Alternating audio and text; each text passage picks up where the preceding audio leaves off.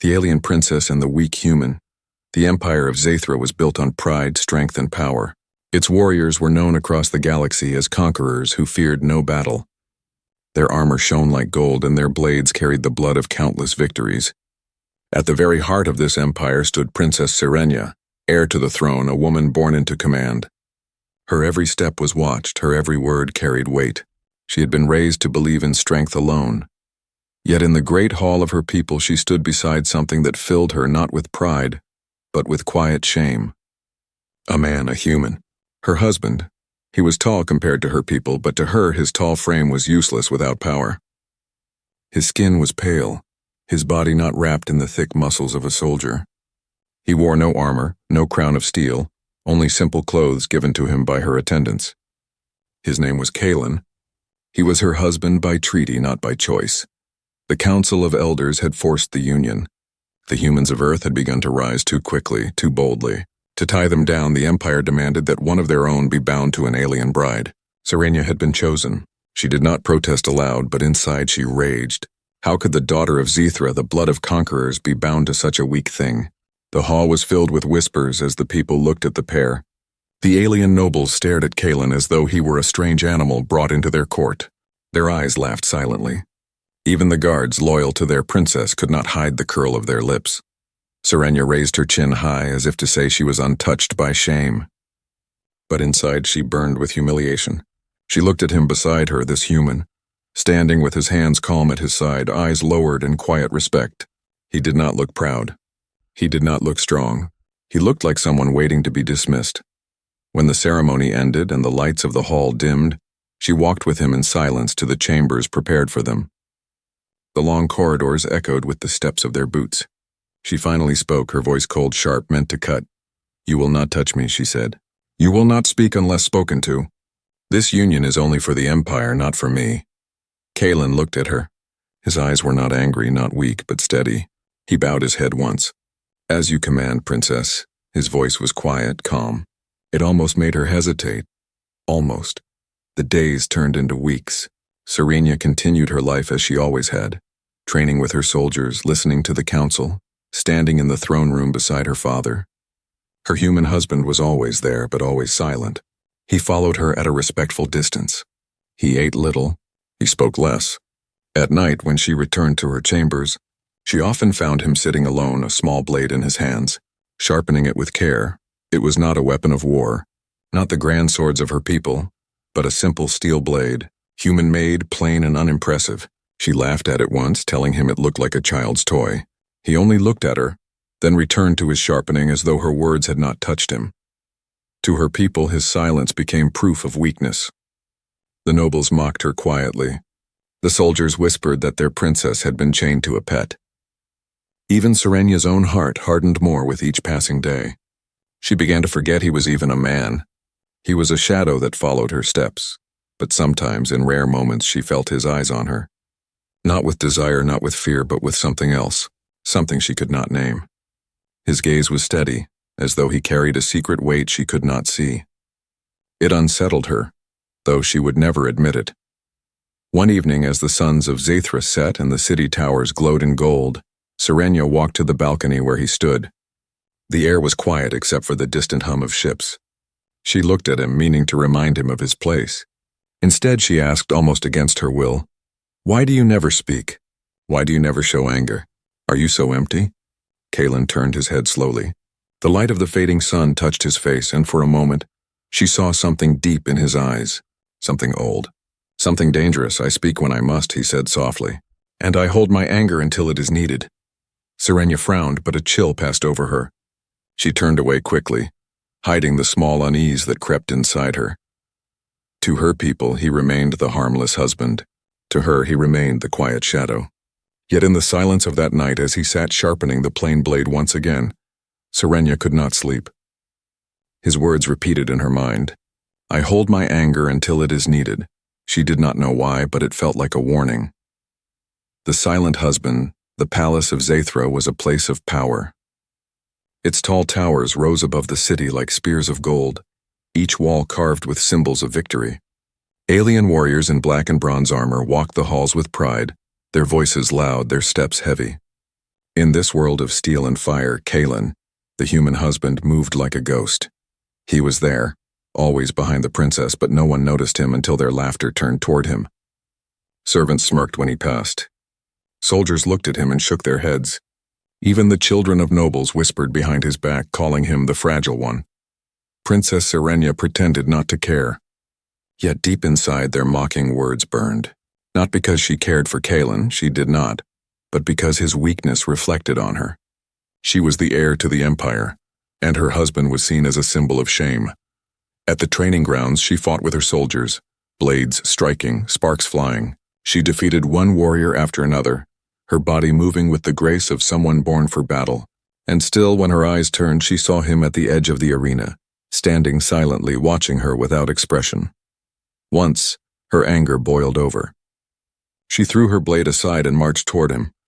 "Why do you always stand there? Do you not feel shame? They laugh at you. They laugh at me because of you. Say something. Defend yourself." Her words cut sharp, but Kalen did not answer quickly. He only stood still, his hands behind his back, his face calm. When he finally spoke, his voice was low and steady. "I do not fight words. Words are air, they pass. Steel, fire, and blood, those matter." His calmness made her chest tighten with anger. She wanted him to shout, to show fear, to react. But he did not. He simply turned away and walked back to the shadows where he always belonged. That night she could not sleep. She found herself thinking about him, about how he never broke. Weakness should bend, should crack under pressure, but he never did. He stood silent, unshaken, like a stone that no storm could move. Days turned into nights, and the pattern never changed. Serenia trained, commanded, spoke at the council, while Kalen remained at her side, silent. Yet she began to notice small things. His eyes always searched the room. He studied people, places, guards, exits. When the council spoke, he listened, though no one cared if he heard. He remembered things no servant would, no outsider should. One evening at a council feast, Serenia sat with her father, the emperor, and their nobles. The hall was full of laughter, music, and wine. Kalen stood in the corner as always, quiet, forgotten. But when a servant approached Serenia with a tray of food, Kalen's hand moved fast. He stepped forward, his voice calm but commanding. "Do not eat that." The hall fell silent. Every eye turned toward the human. The servant froze, the tray trembling in his hands. Serenia's eyes narrowed. "Why do you dare speak in my hall?" her father thundered. Kalen's gaze did not falter. He pointed at the tray. "The wine is poisoned." The servant's hand shakes, his eyes avoid yours. "I have seen this before." The words spread like fire. Guards rushed, seizing the servant. The wine was tested, and the truth came out. It was poisoned indeed. The hall erupted with shock. For a moment, Serenia's heart skipped. Her human husband, the one she called weak, had seen what none of her sharp-eyed guards had noticed. He had saved her life. But instead of boasting, Kalen simply bowed his head and returned to the shadows. He did not explain more. He did not claim victory. He just returned to silence. That night, Serenia watched him as he sat alone, sharpening his simple steel blade again. She wanted to ask him how he knew. She wanted to demand answers. But something in his stillness stopped her. She realized that his silence was not weakness. It was a wall. Behind it, something vast and dangerous waited. The next morning, she walked into the training yard again. Soldiers whispered, but this time their whispers were different. They had seen him act. They had seen his eyes. They began to wonder if the human was not as harmless as they believed. Serenia lifted her blade, striking her opponent to the ground. As the soldiers clapped, her gaze wandered to the shadow where Kalen stood. For the first time, she felt her pride tremble. There was strength in him, she realized. Not the strength of loud voices or heavy armor, but a strength that waited, quiet and patient until the right moment. And it frightened her more than any warrior she had ever faced.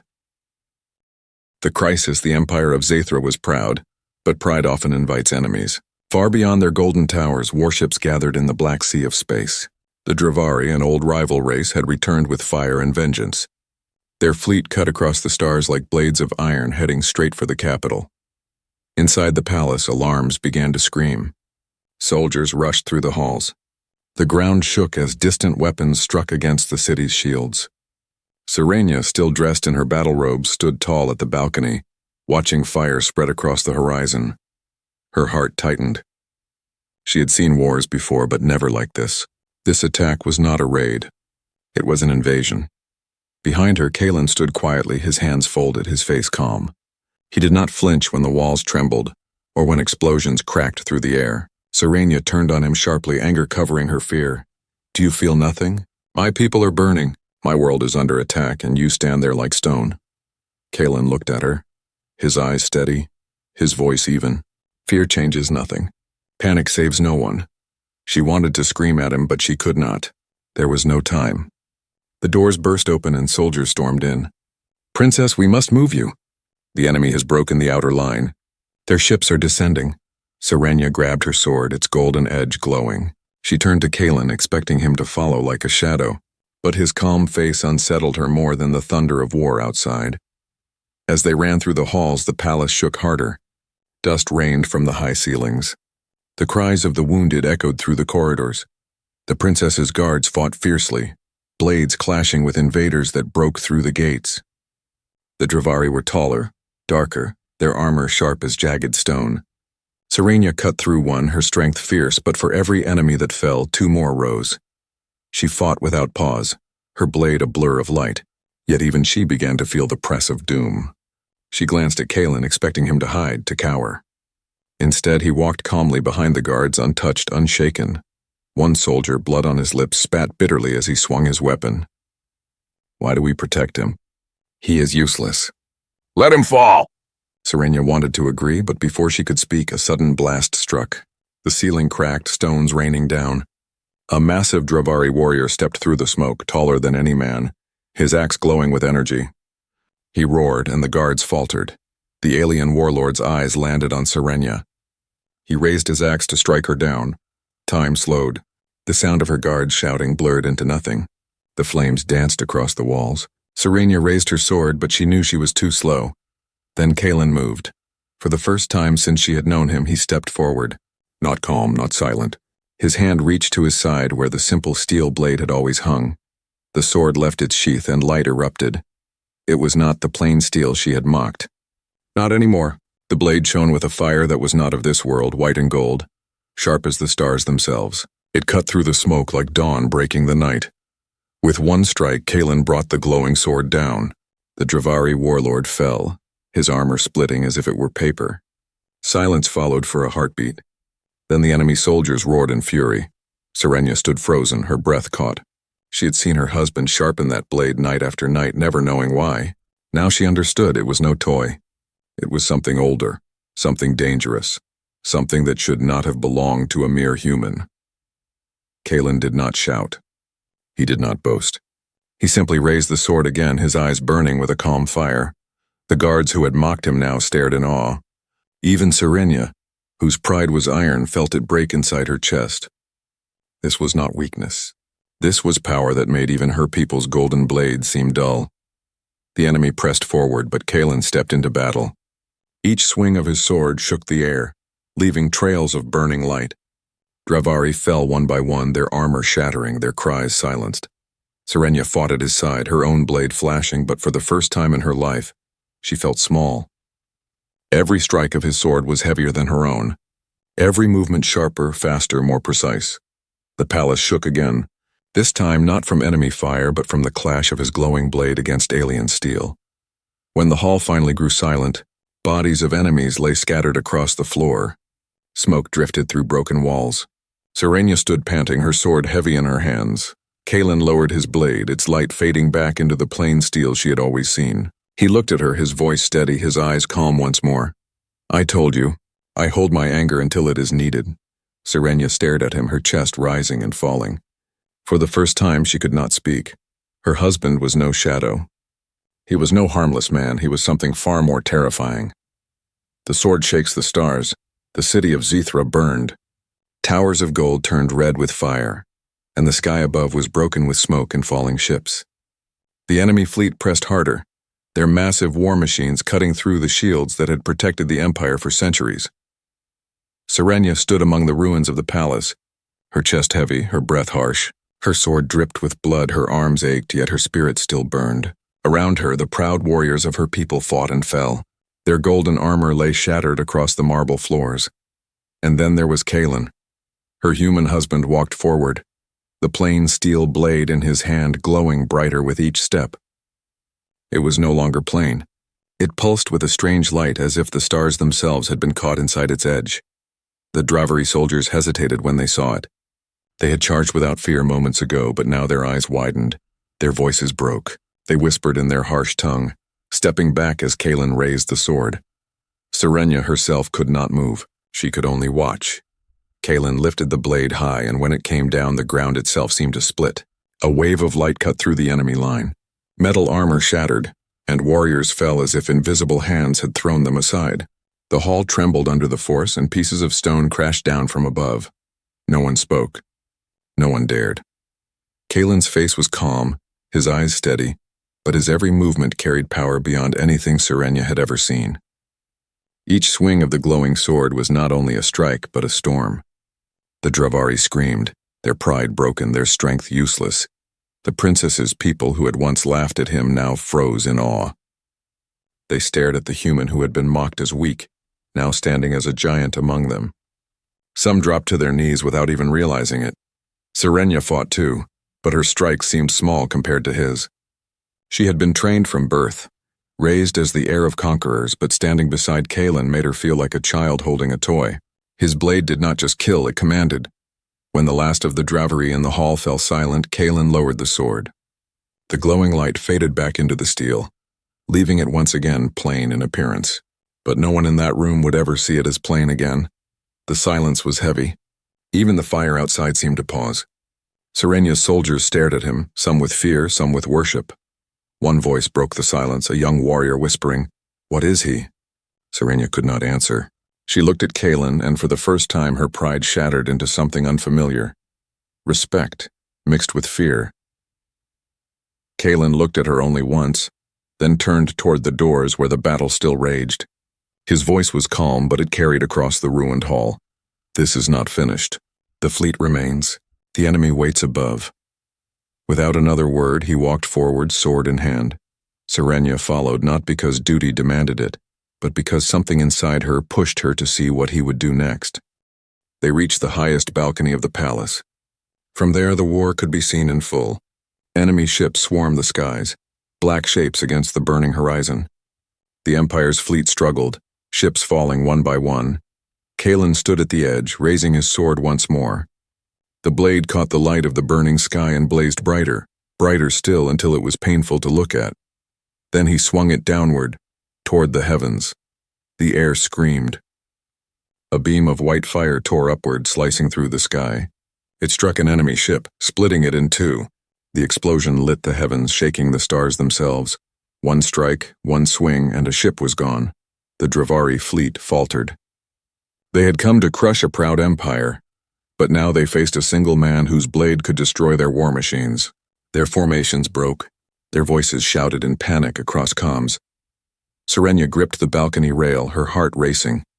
Her people's fleet had been dying, but now, hope returned. Not from their golden army, not from their emperor, but from the human they had despised. Kaelin's sword struck again. Another ship fell, its broken pieces raining fire. Then another. Each swing shook the very stars. The alien princess, the heir of conquerors, could only whisper, "What are you?" Kaelin did not look at her. His eyes remained fixed on the sky, his voice calm, almost cold. "I am human, and humans are not as harmless as you believed." The night sky glowed with fire as his blade cut through ship after ship, until the fleet of the Dravari broke apart and fled into the darkness of space. The people of Zathra, watching from the ground, would remember that night forever. Not as the night their warriors stood strong, but as the night a quiet human shook the stars with his sword, and Serenia, standing beside him, knew her life had changed forever. Revelation and respect. The night sky above Zathra glowed with burning trails of broken ships. The enemy fleet was gone, scattered into darkness. For the first time in centuries, the Empire had not been saved by its armies nor by its emperor. It had been saved by the human they once mocked. In the streets below, the people gathered. They looked up at the palace, whispering the name of the quiet man who had stood behind their princess.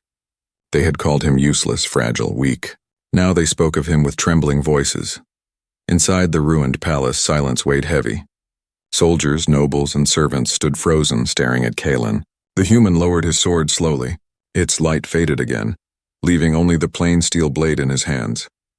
But now everyone knew it was no ordinary weapon. Serenya's chest rose and fell as she tried to find words. Her golden blade, once a symbol of pride, now looked dull beside his. She had fought wars, but never like this. She had led armies, but she had never seen one man stand like a wall against a storm. Her father, the Emperor, stepped forward, his eyes fierce, yet shaken. "Human," he said, his voice echoing through the hall. "What power do you carry? What weapon is this?" Kalen's gaze did not waver. He bowed his head slightly, his voice calm as always. "It is a human blade. Nothing more." The Emperor's jaw tightened. He was not a man used to being denied answers. But when he looked into Kalen's steady eyes, he felt a weight he had not felt even from the greatest generals. He said nothing more. The nobles whispered among themselves. Some spoke of Kalen as a savior. Others spoke of him as a threat. And Serenya stood between them, torn. She had despised him once. She had treated him like a shadow. But tonight she had seen him shine brighter than any star. Later, when the wounded were tended and the fires began to die, Serenya found Kalen alone. He sat at the edge of the ruined balcony, sharpening the blade once again just as he had always done. She walked closer, her voice softer than she had ever allowed. "You saved us. You saved me." Kalen did not look up. "It was needed," she frowned, stepping nearer. "You were never weak, were you? You let them laugh. You let me laugh. Why?" For the first time, Kalen's hand paused on the blade. He looked at her then, his eyes deep, carrying something old, something heavy. "Because power revealed too soon is power wasted," he said, "and because silence hides what words cannot." Serenya's breath caught. She wanted to ask more, but the weight in his voice stopped her. It was as if every answer carried shadows she was not ready to see. She lowered herself to sit across from him, her golden armor scratched and broken, her pride bruised. For the first time, she did not look at him as her shame. She looked at him as something greater than herself. "Who are you, really?" she whispered. Kalen returned his eyes to the blade. His voice was calm, almost distant. "I am human. And humans remember. We survive, we endure. That is all." But Serenya knew it was not all. She had seen him strike down warlords, destroy ships, break a fleet. He was not just human. He was something more. Something her people would never understand. The next day, the court gathered again, though half the palace lay in ruins. The Emperor sat on his throne, his face hard, his voice firm. He declared victory, but every ear in the hall knew whose hand had brought it. When Serenya entered beside Kalen, the nobles bowed, not to her, but to him. Their eyes held fear but also respect. For the first time in the Empire's long history, they bowed to a human. Serenya lifted her chin, but her heart was not proud. It was conflicted. She had spent her life believing her people were unmatched, their blades sharper, their warriors stronger. Now she knew the truth. Power was not only in bloodlines or armies. Power could live in silence, waiting until the stars themselves shook. That night, as the city rebuilt and songs of survival filled the air, Serenya stood once more at the balcony. Kalen was there as always, sharpening his sword. She looked at him, and though her pride resisted, her heart whispered something she had never felt before. Respect and fear. For if his blade could shake the stars, what else might it one day cut?